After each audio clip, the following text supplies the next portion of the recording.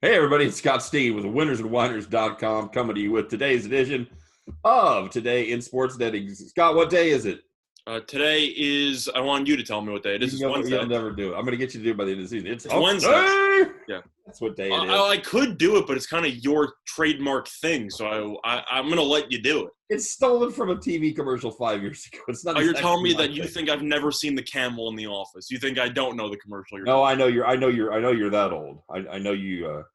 You haven't seen things like the Pinto and the Gremlin, but I know that you know that the Geico commercial. So, Scott, this hump day is kind of a slow day for sports for us. I talked about it a little bit on my video yesterday. We got spoiled all of a sudden. We were used to all these sports going on. You know, we always had baseball and basketball, and then we had some football starting up, and now all of a sudden we're just back to baseball. Oh, it was so sad. You know, not remembering that 3 months ago we were all betting on Argentinian soccer and Belarusian table tennis. So I can't believe you forgot to mention Korean baseball. Of course, the KBO, my old friend, the KBO.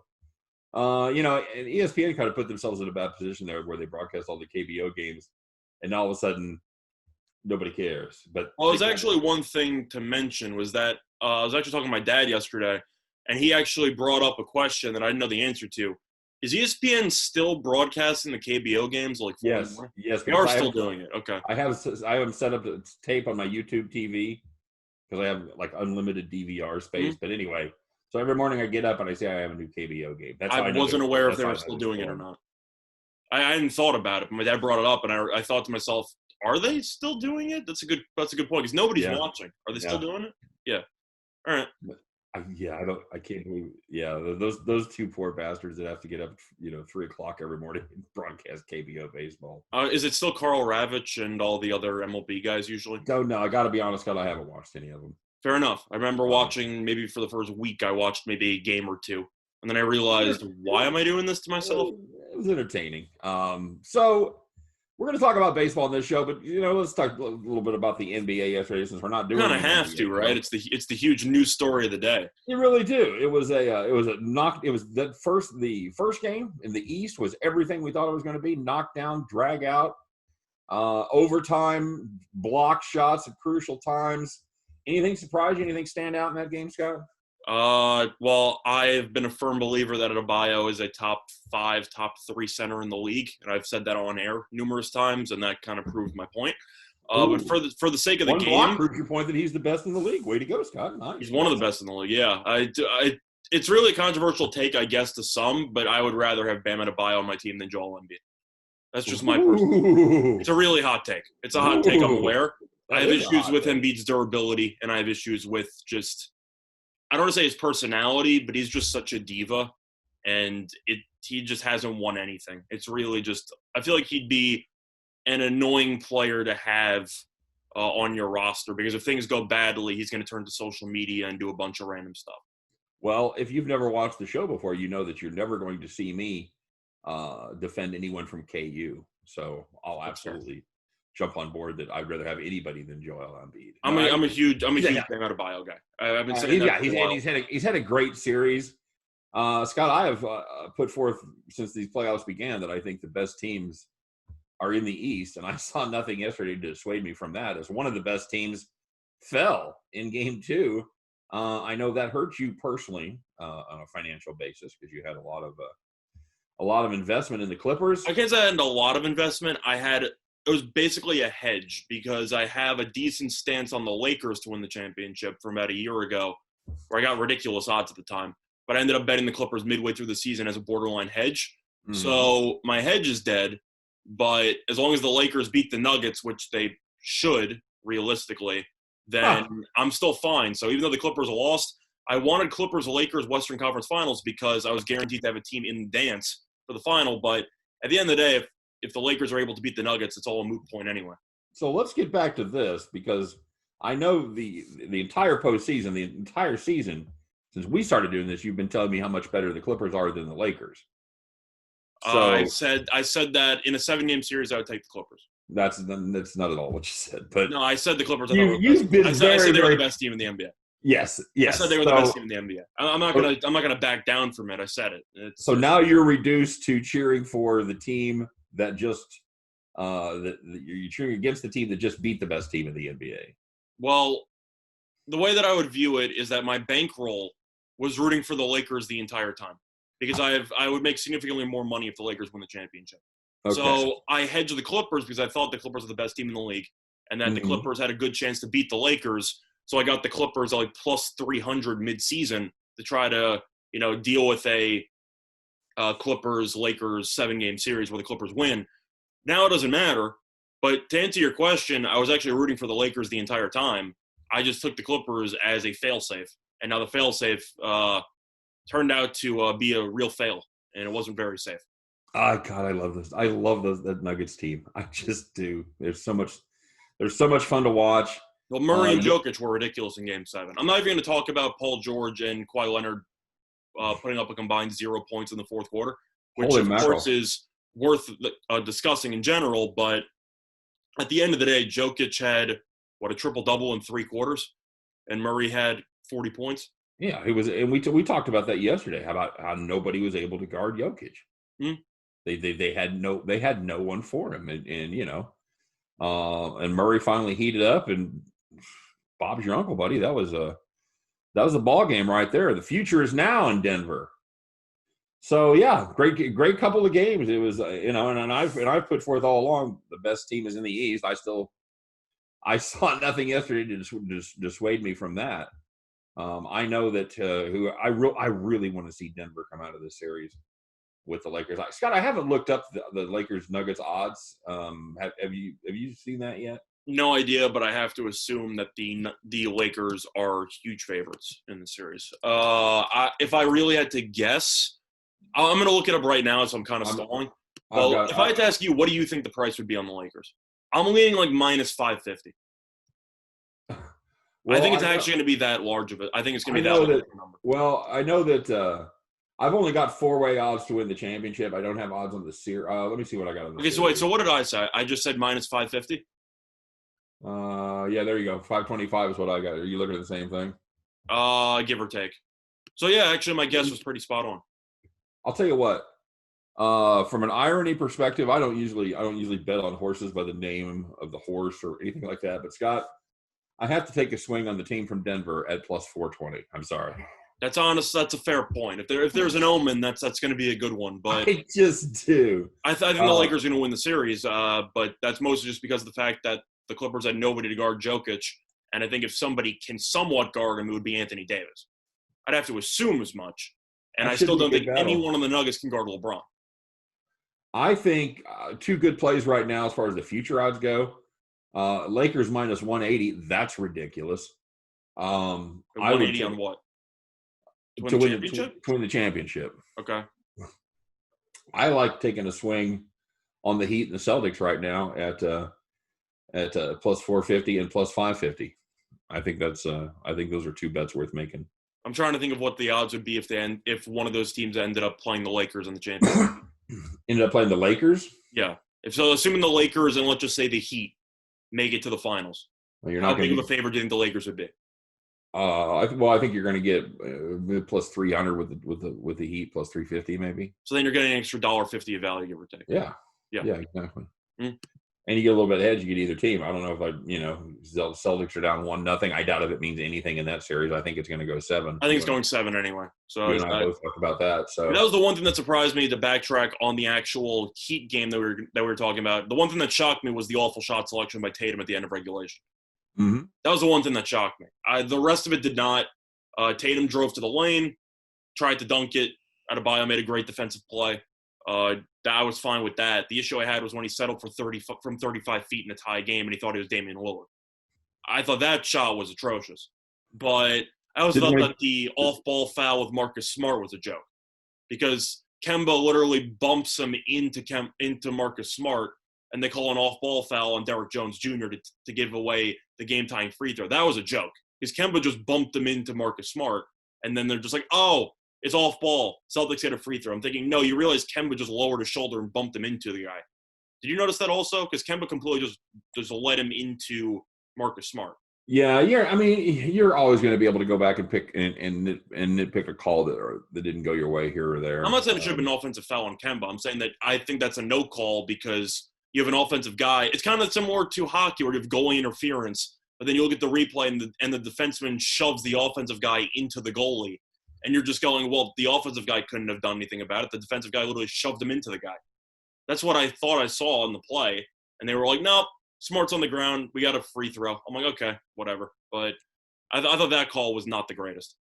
No, it wasn't. I thought overall it was a decently officiated game. Yeah, the game was fine. I just had one issue with the inbound call there because that was a game-tying free. That was a big deal. It ended up not mattering, but I thought that was a big deal. But we have to talk about one thing involving the Clippers. I know I don't want to take too much time because we got a lot of MLB games to cover. But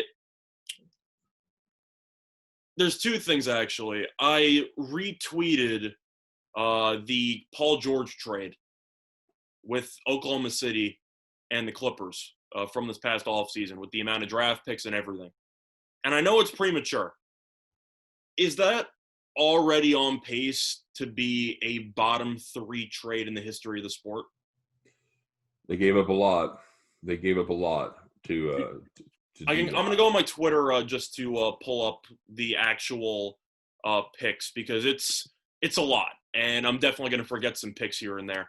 Do you want me to just list it one more time? Yeah, run through that. So the Clippers got Paul George. The Thunder got Gilgeous-Alexander, Danilo Gallinari, a 2022 first pick, a 2024 first pick, a 2026 first pick, a 2021 Miami first-round pick, a 2023 Miami first-round pick, and pick swaps in 2023 and 2025.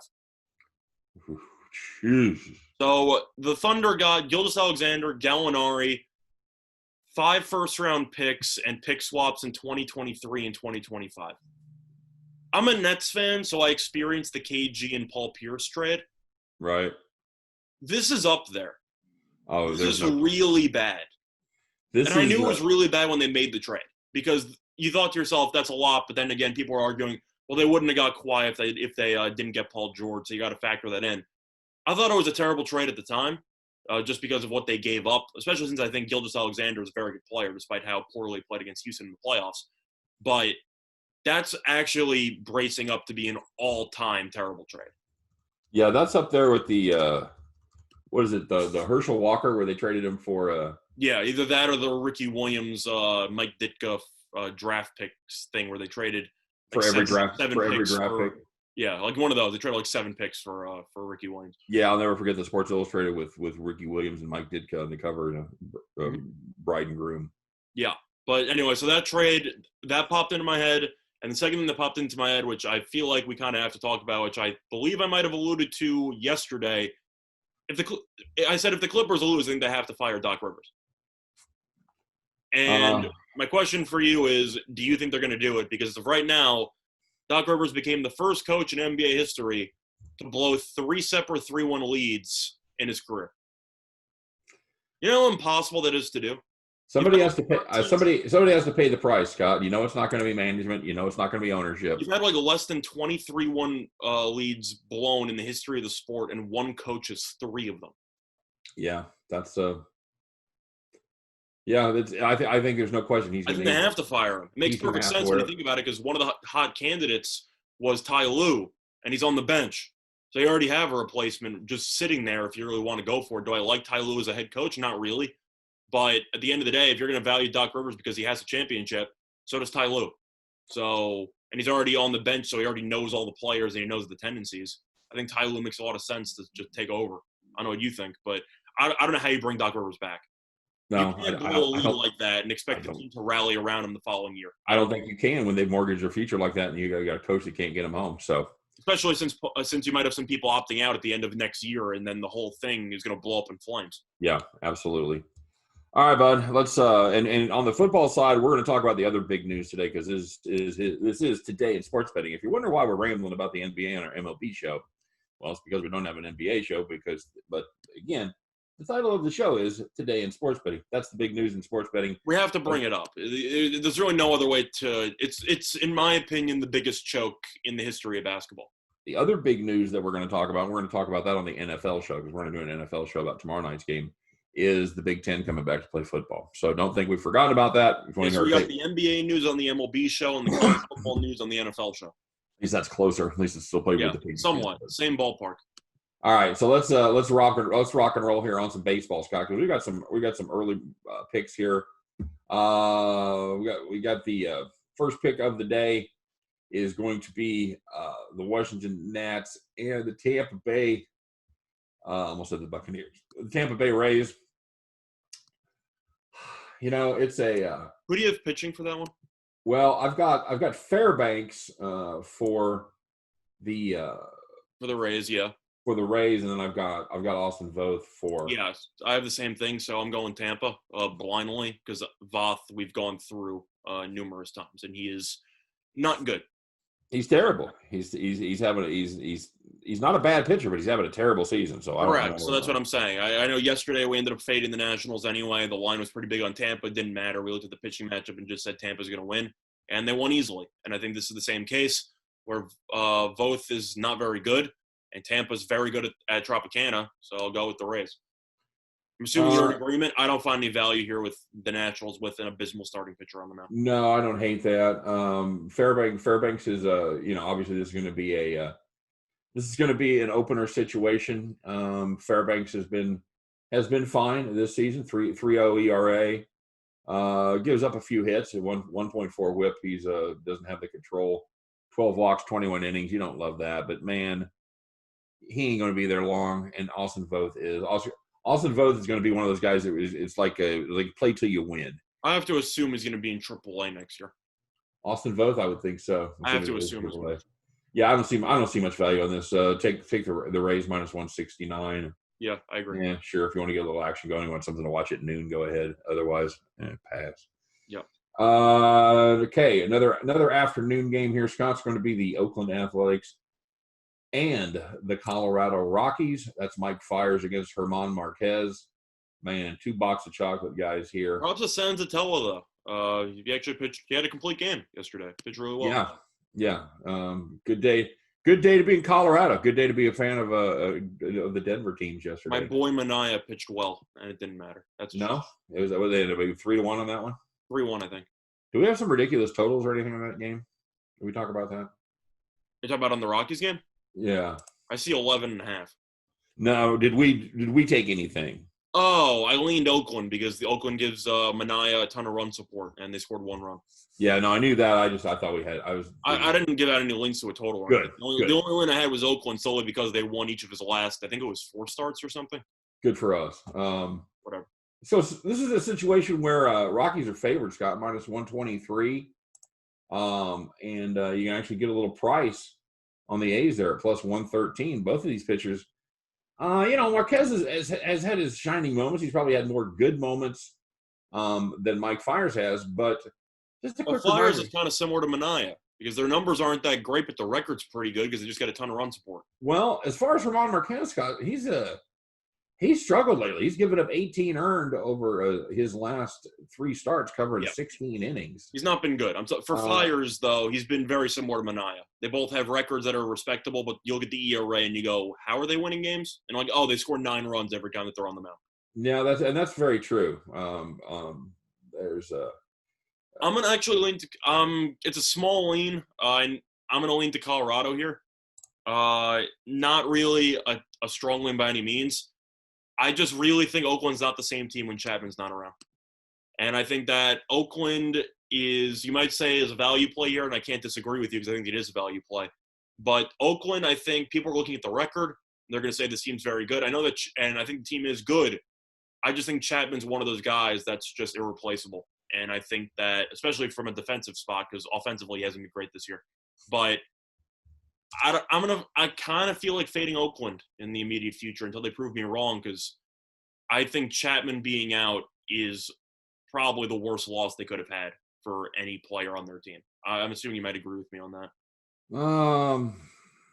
Yeah, on a consistent, just saved so many runs defensively. Yeah, agreed. I was going to say losing Simeon wouldn't be good, but Simeon's been terrible all year. So yeah, but I'm going to play a little different. I'm going to play the over there. I thought about it, but that Oakland's offense hasn't exactly been groundbreaking lately. But I do agree both pitchers have the chance to blow up. I'm going to lean to the Rockies. I'm kind of impressed how they played yesterday. And once again, it's just a matter of I just think Oakland right now is 30-19. I think they're closer to a 500 team at best when Chapman's not around. And I think that you're going to see them kind of, I don't want to say slump down the final 2 weeks of the regular season, but I don't think they're going to play well. Okay.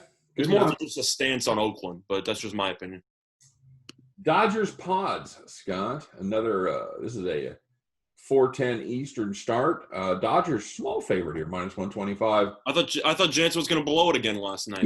You really wanted to. Jansen really wanted to blow it last night, but he held on. They're up 3-1. They bring in Jansen. You're thinking, okay, is this where everything unravels? Immediate bases loaded, 1 out. I'm like, okay, let's see what happens. And he strikes out the final 2 batters. So he got out of it, but Jansen's going to kill them in the playoffs again. I don't know how many times you got to see it before you actually, Having Jansen be your closer on the Dodgers is like having a Rolls Royce with a Volkswagen engine. I don't understand it. They keep doing it every year. It's really just crazy. I know he held on, so props to him for actually completing the save. But it's going to go bad in October, and you have Blake Treinen on the roster, who he's been decent this year. But you remember him in Oakland, and he was leading the AL in saves at one point with Oakland. Maybe he should be your closer. Just a thought, maybe the guy who's been blowing saves for the last 4 years maybe isn't the best option to bring in the 9th inning? Yeah, I don't get it. I honestly don't get it. I'm just saying if the Dodgers end up choking again in October, which I think they probably will, especially in these unique circumstances with no home field advantage, I think Jansen's going to play a huge factor as to why they don't win the championship. So help me here because, Dustin May's been very good. With the Padres, they finally got their winning streak snapped, but damn, they're still a very good team. Yeah, absolutely. And he's going against Morejon, and guy's been good. He doesn't really go many innings. He's gone 10 2/3, but he's 2-0 with a 2.53 ERA. He's been a solid pitcher. He's got a WHIP of 1.13, which is the same of Mays. So, Morejon's been very good. Having said that, I'm still going to lean. He hasn't been good as a starter. He hasn't been good as a starter. He's got a 5.79 ERA. That's what I'm saying, is that he doesn't really eat up many innings, and he's kind of – his numbers might be good, but when you take a deeper look into him, he's definitely been better out of the bullpen. Yeah. You live at him. He's had 3 good appearances out of the bullpen, 3 innings, 1 1/3, 1 2/3. I'm going with the Dodgers anyway. It's just a matter of – I think May is a really good pitcher. I know May somehow only 1-1. He's been very solid all year. So I can't really go against them. Plus, Padres are on a massive winning streak. I know that the Dodgers got a little bit fed up with the Padres celebrating a home run 2 days ago. Dodgers came back and won yesterday.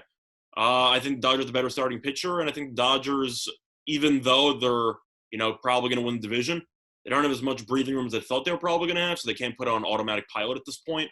And the Dodgers come out and win the game. Yeah, anytime you get the Dodgers at -125 with one of their stud pitchers on the mound, I'm going to play that. Yeah, I think that was one of the issues that you had to wonder about the Dodgers going in the last couple of weeks of pretty much every season. They already wrapped up the division halfway through the year, so you had to wonder if they were going to be mentally focused for all these games down the stretch. Right now, different scenario because the team that's right behind them is the team they're playing against. And if the Dodgers can win tonight, I don't want to say that they're going to automatically win the division, but they are in a pretty nice spot in the driver's seat if they're able to get the job done tonight. Yeah, agreed. Yeah, this is a big series for these two teams. As who'd have thunk it when you talk about the Dodgers putting up historically good numbers, being on pace, to equal the Seattle Mariners. Yeah, I mean, obviously you're not going to play 162 games, so but the point is that they're on such a tremendous pace. You'd assume they would have won the division a month and a half ago. Yeah. Everybody else is, getting ready to lock them up here and everything, and Dodgers still got the those pesky Padres on their tail. So even though I've got the Dodgers here, I am certainly. I also wrote that said if the Dodgers win tonight, they're playing in the afternoon. But same idea. If they win. I don't want to say the division's a wrap, but with about a week and a half, 2 weeks to go, I think it's basically a wrap if the Dodgers win tonight. Every game counts, my friend. First game, here's the St. Louis doubleheaders. Yeah, what happened yesterday? How did the Brewers score 18 runs? Early and often, my friend, against that was against a decent. Flaherty. What's that? Against Flaherty yesterday. Yeah, against arguably their ace. Well, you were talking about how Flaherty was struggling lately, and it kind of blew up in his face yesterday. I don't think anyone expected 3 innings and 9 runs, but No. But yeah, there had been a couple of red flags about Flaherty's last couple of performances that, yeah, nobody thought he would jump up and bite him like that. But yeah, quick shout out to the NL Central, by the way, because the Cardinals have a losing record and they're in possession of a playoff spot. Well, you knew it was going to happen. You knew it had to happen sometime. It's still an intense division race because you have the Cardinals who are in second and they have a losing record. Cubs basically won the division. They're up 5. So assume the Cubs win the division. You have the Reds, the Brewers, and the Reds all separated by 1 game or less for the final playoff spot in the division. Yeah. It's fun stuff. Are any of those teams good? No. But they're all in contention. So, I guess that's what you wanted. But you know what? They've all got a little bit of pitching. And, you throw a little pitching in those short series, weird shit happens. That's all. Definitely true. And I think the Reds would be thrilled based on how their season started that they're half a game back of a playoff spot right now. Absolutely. Absolutely. So today, the Brewers trying out Brandon Woodruff going up against Adam Wainwright. It's a hell of a pitching matchup. It should be. But Adam Wainwright has actually been struggling lately, and I know that because I rode him last time, and he was pretty. I think he went like 6 innings, 3 earned runs, so he hasn't really been struggling. He just didn't have one of his best starts. I know Woodruff was ridiculous in his last start. Yeah, that's right.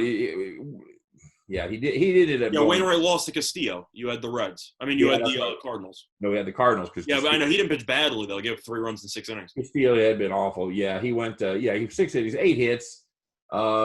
2 walks, so 10. He had 10 base runners over 6 innings. That's a 1.65 whip. That ain't good. Yeah, I'm leaning to the Brewers here. Cardinals have been struggling a little bit lately. They've lost 3 of their last 4. Offensively, they really haven't done much. They've scored 3 runs or less in each of their last 3 games. Well, I'm not saying Milwaukee's going to score 18 runs again, of course, but seems like the Brewers, I don't want to say they're picking up steam, but there's a chance that their offense might be waking up at somewhat the right time. You don't really know. It's a 1-game sample size. But I'm going to lean to the Brewers. Woodruff's been very, very good. I think these pitchers might be even, or even Milwaukee has a slight pitching advantage. Yeah. And right now, Milwaukee's offense has been a lot better. So I'm going to lean to the Brewers. Woodruff has been outstanding over his last start. Went to 7 full against the Cubs. Gave up just 1 hit, 12 strikeouts, no walks. I got to ride the hot pitcher, so I'm going to go with Woodruff. Yeah, I don't like laying 155 there. The juice is not attractive, but I'm still going to lean to Milwaukee. All right, I'm going to take a bold play here. I'm going to play, and it's going to be juiced. I'm going to play the under 6. I'm going to play the under 6 in this one. Okay. So it's only 7 innings, so you're expecting both pitchers to go probably at least 6 or 7. Yep, that's what I'm counting on. That I can see this game ending potentially 3-2, something like that. So that wouldn't surprise me. I just am kind of worried of the Brewers potentially performing well offensively after Wainwright kind of struggled in his last start a little bit. Yeah, I that is my concern that it goes. I'm not concerned about Woodruff as much as I am about Wainwright. So yeah, that's fair. I also think they're going to be tired after scoring all those runs yesterday. So fair. All right, let's take a look at another one of those teams right there in contention. Cincinnati Reds and another team not in contention, the Pittsburgh Pirates. Reds big favorite here, minus 235. 8.5 is the number. I'm curious, what's the Reds run line on this one? The Reds run line is going to be minus 120, Scott. I'm actually going to take that. You're getting roughly $1.15, $1.20 of value. That's really not that bad. Not bad. I mean, they're about minus 235. You're getting a pretty good deal there with Castillo, who was dynamite in his last start. He was. Do you think that was a one-off, or do you think Castillo really is back? I still love Castillo's stuff, so I'm hoping, or at least I think that it's worth the gamble to assume that he might be back because, from a stuff perspective, he's a top 15 pitcher in all of baseball. I think you can agree with that, and his numbers last year would also suggest that, and I think he just got off to a slow start, which he's definitely not the only ace to get off to a slow start in this year. You've had a couple of very interesting ERAs. Garrett Cole, for example. Scherzer's ERA is higher than normal. I know that Bueller's ERA has not been great for the Dodgers. So it's not just him. You've had a couple of aces who have kind of struggled this year under the circumstances. Castillo's been really good. And as I said before, the Reds are half a game out of a playoff spot. So they're still very much in the hunt. I think that they're just going to take care of business and win by a couple runs. Good enough. I'm going to go the exact opposite, Scott. I thought Brubaker had been good up until his last start. He really got shelled his last start, but I'm going to call that a one-off. I like the value here.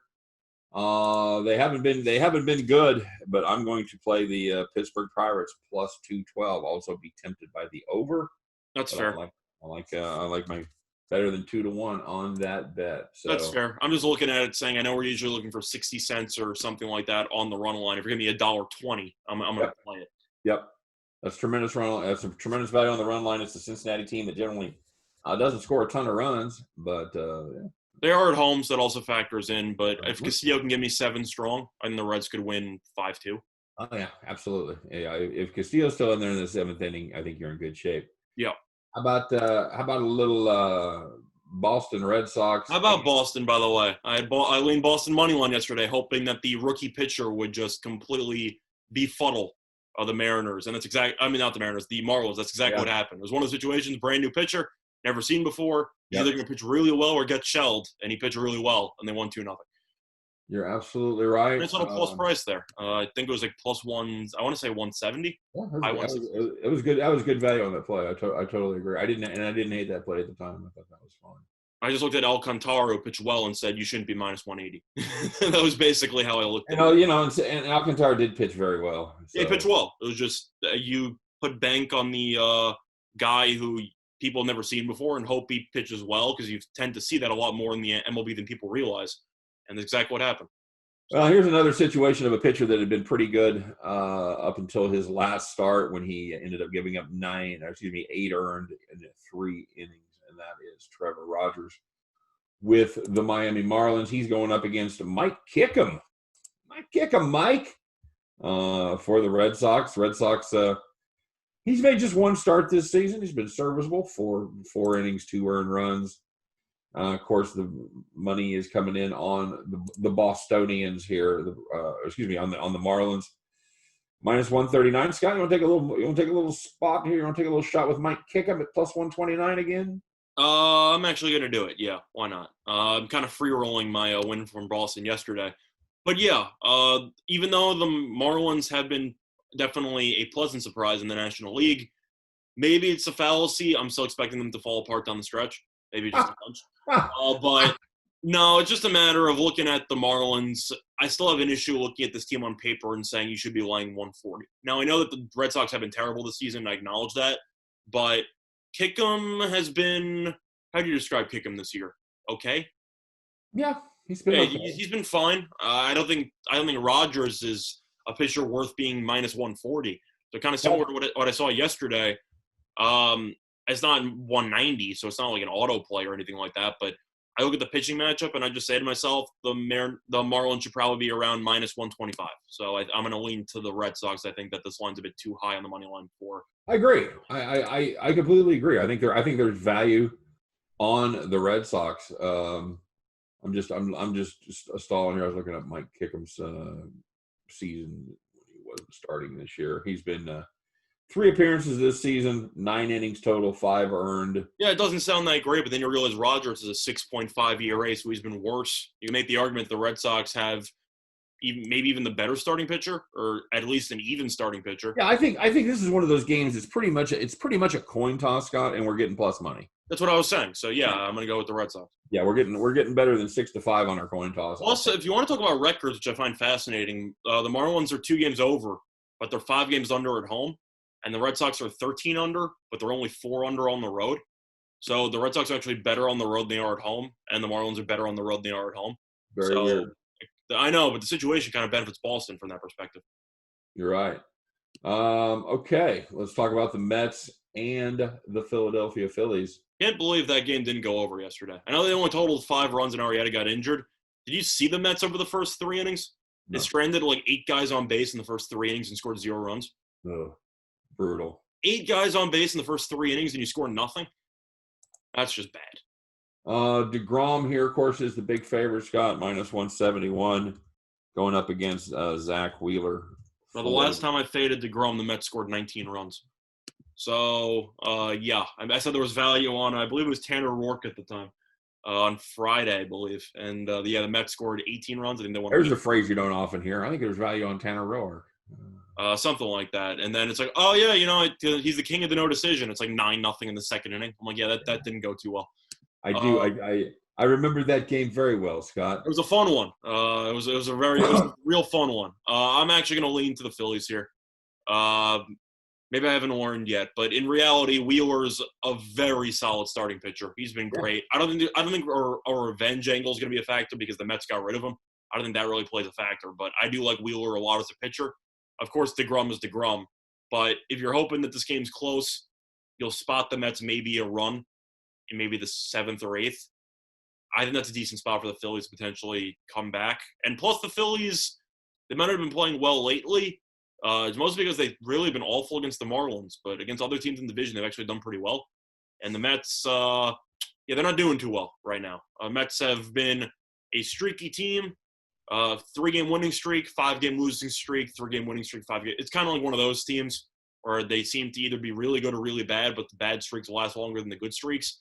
And the Mets have not been playing well lately. So for me, I'm going to lean to the Phillies here. All right. You're going to take DeGrom because you always take DeGrom. No. Oh, no. I like that. I like that play last week. No, I got burned on that right along with you. Because, he is the king of the no decisions. But here's the thing. I'm gonna go full on square mode on this one. Say you've got 2 very good pitchers squaring off. 2 offenses that have been known to struggle at times. First 5 under. I'm going to take that's exactly what I'm going to take. I'm hoping I'm going to get it at 4 here. I doubt it, but you might. Let's see here. How about 3.5? I was going to say, I with those bullpens, I highly doubt you're going to get 4. Yeah, I'm going to take I'm going to take first 5 under 3.5. I just don't have enough. I'm tempted by the full game, but I just don't have enough confidence in those bullpens. I'd like a little bit. I'm just going with the value with the Phillies. All right, good enough. Yeah, just not quite enough for me to get involved. I'd like to be at 170. I just think that Wheeler can do enough to somewhat match DeGrom, and that's really all you're looking for. All right, good enough. And my Kansas City Royals, Scott. Holy crap! It's against your boy. You're in a tough spot here. You got your favorite team versus one of your favorite pitchers. I got Matt Boyd. The eminently fadeable Matt Boyd was fantastic yesterday. I had the over in this game. I made that bet in real life. And the Pirates certainly did their job. I mean, the Tigers certainly did their job putting up 6. But the Royals did absolutely nothing against Matt Boyd. They threatened in the first inning. And then he just pretty much mowed him down once he got a lead, just started throwing strikes. So he was the Matt Boyd that I fell in love with last year that made us a lot of money and had been very bad this year, but good against the Royals. And he had been awful against the Royals, by the way, lifetime 9 ERA against the Royals.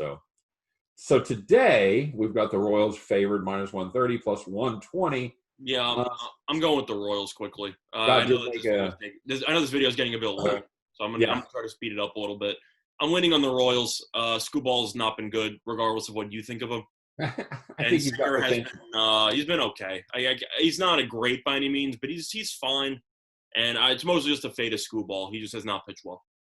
No, I got to go with you. Brady Singer pitched outstanding last time out. Had a no-hitter for 7 2/3. This is a kid that was highly recruited, first-round draft pick.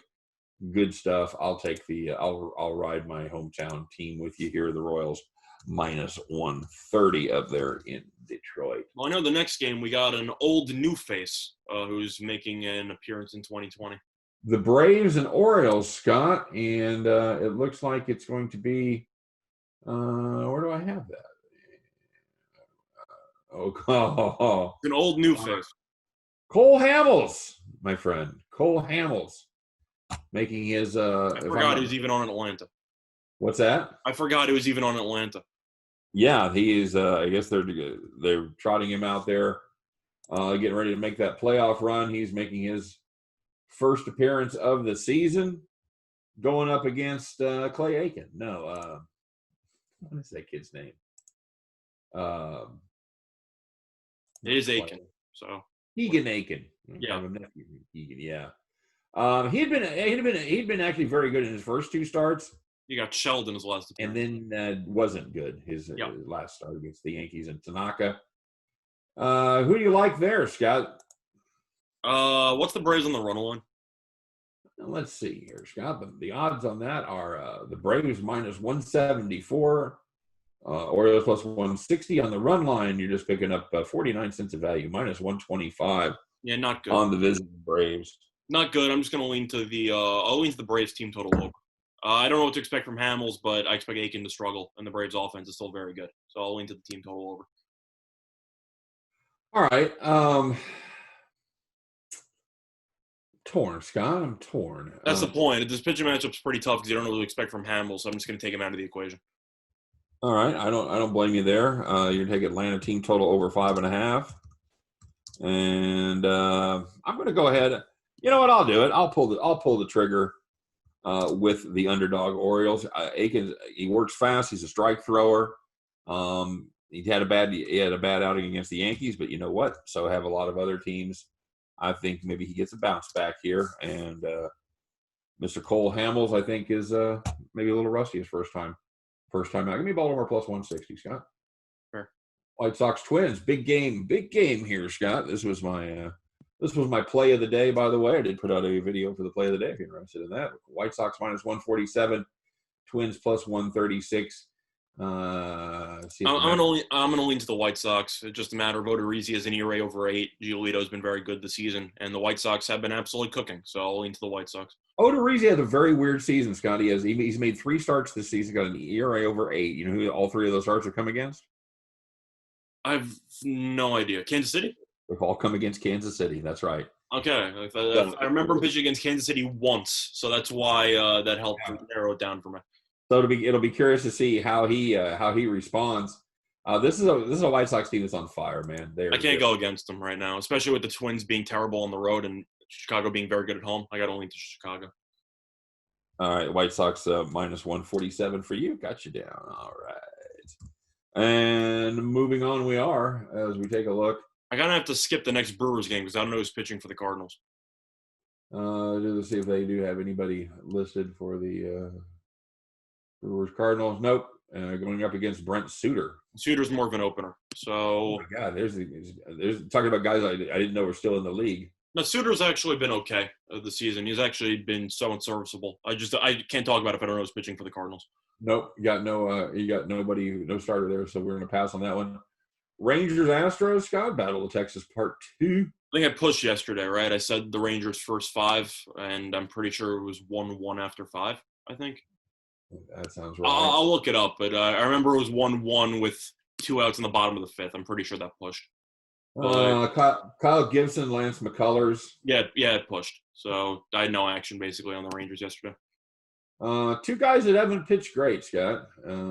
But Texas is still in free fall and is still one of the worst teams on the road. Texas is 4-18 on the road. So yeah, I'm gonna go with the Astros team total over. Actually, you know what? Yeah, I'm gonna go with the Astros team total over. Just a matter. Gibson has started out the year decently, not been good lately, and the Rangers on the road have been useless. So I think that Houston will get going offensively. I thought about maybe Texas team total under, but McCullers has been a little bit inconsistent, so I don't really want to touch it at probably 3.5? Yeah. So I don't want to touch that. I'll just go with the Astros team total over. I'll go the other way. I'll take the Rangers over 3.5. Okay.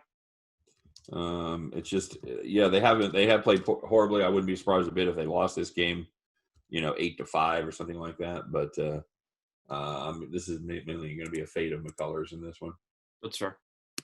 Indians Cubbies, most evenly matched game of the day as Aaron Savali goes against John Lester. I got to go with the Cubs anyway. I mean, Lester was good in his last start. Indians have lost, 7 straight?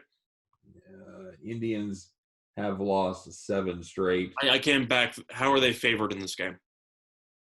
They've lost 7 straight. I can't take the Indians. I'm guessing because of John Lester. But he was decent in his last start. He had 1 run against the Brewers. Yeah, Savali hasn't been great, and over his he's given up 11 earned over his last 18 innings. That's not anything to write home about. Yeah, I'll take the better team. Although, God, I hate backing Lester with the white. I don't blame you. It's just a matter of I can't back Cleveland right now. I can't. No, you're right. All right. I'll ride with you on the Chicago Cubs at a short price there, -102. Now this next one, the line makes no sense to me. But right. Let's see what we got. I'm anxious to see what you're looking at, Scott. You got Diamondbacks Angels? Yeah. This line makes absolutely no sense to me. The market loves Dylan Bundy. You got the Angels here at -191 is what Scott's talking about. I know that the Diamondbacks yesterday were kind to us because we faded Tehran, and then the Diamondbacks scored 9 runs. So I know that yesterday worked out well for us with the Diamondbacks. Right. I also know the Diamondbacks are terrible on the road. I'm aware of that. They're 7-18 on the road, which is not good by any means. I think we both talked about before how much we like Caleb Smith. Yep. Give me the Diamondbacks. Bundy could easily pitch well, but once again, we do the percentages here. They're acting like the Angels should win this game like 70-something% of the time. I just don't see that being the case. Yeah, I'm with you. I'll ride with you there. That is just too much value to pass up. It's one of those games you bet it, you're probably going to lose it. Yeah, but I think the Angels should be around -150, -160, -190 is a joke. At best. Yeah, that's what I'm saying. -190 is a joke. Caleb Smith is legit. He's a good pitcher. Last game on the board, Giants and Mariners. Who we got going here? We've got Drew Smiley going against Newsom for Seattle. Well, Newsom was supposed to pitch yesterday, but the game got postponed. So I'm going to lean to the Mariners again. I'm not a Smiley guy. So, yeah, I'll lean to the Mariners. Mariners catching the value +145. I can't believe Smiley of all pitchers is lying roughly -150. Yeah, I'll fade that all day long. Mariners are actually starting to hit the ball. Yeah. I'll take Mariners there +145. I'm with you. Okay, cool. Sorry if the video took too long, but it's what it is. Yep, that's this long show. Thanks very much for watching. I'm sure if you fast forwarded, so you probably missed all of our good jokes, but it's fine. Thanks for checking it out. Check us out. Just hit that next video. We're going to be talking about the Thursday night football game. Man, you talk about excitement. You can feel the building. It's the Cleveland Browns and the Cincinnati Bengals. Hold on to your hats, kids. It's going to be a doozy. So for myself, for Scott Reichel, for all of us over at Winners and Winers, hey, get over to Winners and Winers. Check it out. It's a great site. You know the drill. We'll do a full-throated endorsement on the next video. But for now, you guys, good luck. Have a great day. Get some early day baseball. Pick up some winners. And we'll see you tomorrow on Today in Sports Betting. Take care.